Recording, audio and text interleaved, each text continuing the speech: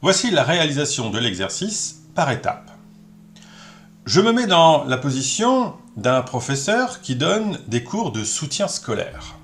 Alors, quelle que soit la matière, bien évidemment.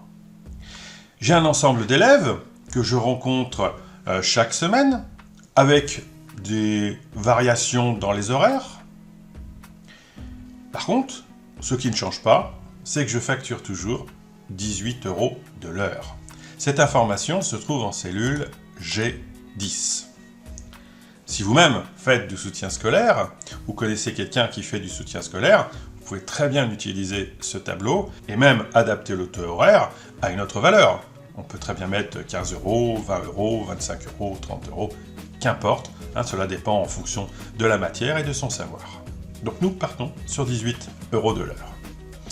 J'ai listé dans un premier tableau l'ensemble des prénoms de mes élèves que je suis, la date sur laquelle j'ai fait mon cours et la durée de mon cours. 1 heure, 1 heure et demie, 2 heures, 1 heure et demie, 2 heures et demie. Vous voyez, donc à chaque fois, je mets la durée. Et dans la quatrième colonne, je précise le paiement que j'ai reçu à la fin de mon cours. Donc souvent, c'est ça, c'est un des parents nous remercie, nous accompagne vers la sortie et nous règle le cours. Mais les parents ne le font pas systématiquement à la fin de chaque cours, ce qui serait idéal. Non, hop, on nous donne une certaine somme de temps en temps et tout doit se cumuler. L'idée, c'est de suivre un petit peu son activité, surtout si on a plusieurs élèves. D'où le deuxième tableau. Dans le deuxième tableau, on retrouve les prénoms de chacun des élèves. Et j'aimerais calculer dans les cases bleues les durées totales effectuées pour chacun de mes élèves, le total des paiements déjà reçus et ce qui reste à percevoir. Donc nous allons faire des calculs pour nous aider. Je me positionne sur la cellule G3 et je vais utiliser la fonction somme.si. Je vais m'aider pour cela de l'assistant, donc je clique en FX. J'ai déjà utilisé la fonction précédemment dans un exercice, donc somme.si se retrouve dans les dernières utilisées. Je clique dessus. OK. La boîte qui m'est proposée propose 3 cases. Les 2 premières sont obligatoires. La troisième est facultative. Mais je vais utiliser les 3.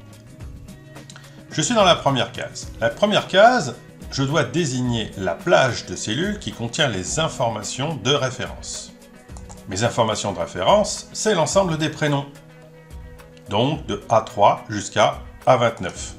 Je sélectionne A3 jusqu'à 29. Toujours pareil, je vais réfléchir à la suite de mes manipulations et je vais faire des recopies. Donc j'ai tout intérêt à figer l'ensemble de ces valeurs pour qu'elles ne bougent pas en termes de positionnement. Donc je suis dans la case, je balaye, j'appuie sur la touche F4 et ça me fixe les références en mettant le signe $, devant le A, devant le 3, devant le A et devant le 29. Je vais maintenant me positionner dans la deuxième case et je vais donner le critère de sélection qui va permettre de déterminer par la suite le calcul. Alors pour cette première case qui est en G3, le critère c'est de travailler sur Émilie. Donc l'information qui est en F3. Donc tout simplement, je clique en F3. Là pareil, je réfléchis, est-ce que je suis en relatif ou en absolu? Je vais recopier vers le bas. Donc je vais changer les prénoms. Donc il faut que je reste en relatif. Troisième case, somme plage. C'est l'ensemble des valeurs servant de référence pour l'addition, pour le calcul de la somme.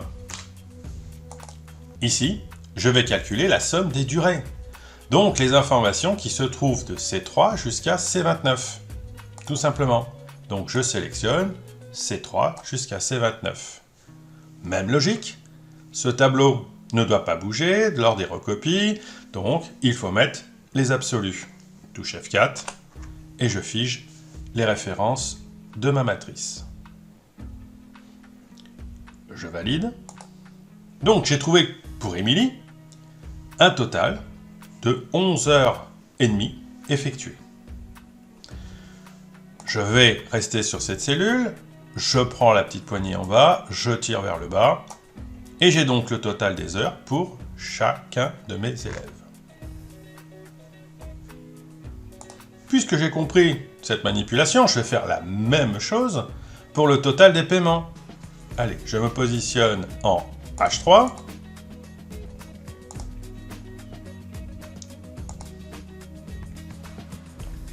FX.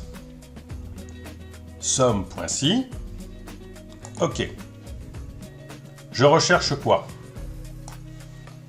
Donc, je recherche l'ensemble des prénoms. A3 jusqu'à A29. Je fige les références. Touche F4. Je clique dans la case critères. Quel est l'élément que je vais donc rechercher dans cette liste? Le critère, c'est le prénom, donc celui qui est en F3. F3, je vais descendre vers le bas, ça doit changer de prénom, donc je reste en relatif. Troisième case, quels sont les éléments que je vais additionner? C'est ceux des paiements, donc de la colonne D, allant de D3 jusqu'à D29. Ces informations sont positionnées à un endroit particulier, je dois donc les figer.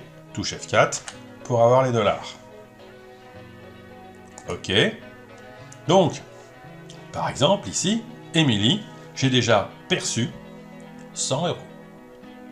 En effet, si je regarde rapidement pour vérifier, Émilie, je regarde, Émilie, ah, j'ai eu 30 €, donc 30. Je descends, ah, encore 30 €, donc ce qui fait 60. Ah, 20 €, 60 plus 20, 80, et 20 €, ce qui donne 100. La réponse est correcte. Je prends la poignée, je tire vers le bas. J'ai donc tous les paiements reçus. Comme il s'agit d'argent, il serait quand même plus agréable d'afficher ces informations dans un format monétaire. Donc je reste sur la sélection des données avant de faire autre chose, et je clique là-haut dans le groupe nombre sur le premier bouton, celui qui donne l'aspect comptabilité, donc ce qu'on appelle le format nombre comptabilité. Je clique une fois pour avoir les décimales et le signe euro.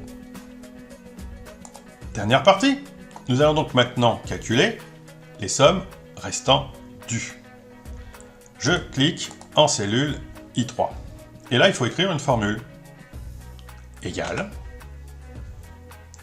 J'ouvre une parenthèse. Je clique en G3, qui est donc le nombre d'heures effectuées, que je multiplie par le taux horaire. Et là, comme d'habitude, je m'aperçois très vite que le taux horaire est dans une case bien particulière qui ne doit pas bouger lors des recopies, donc je dois figer.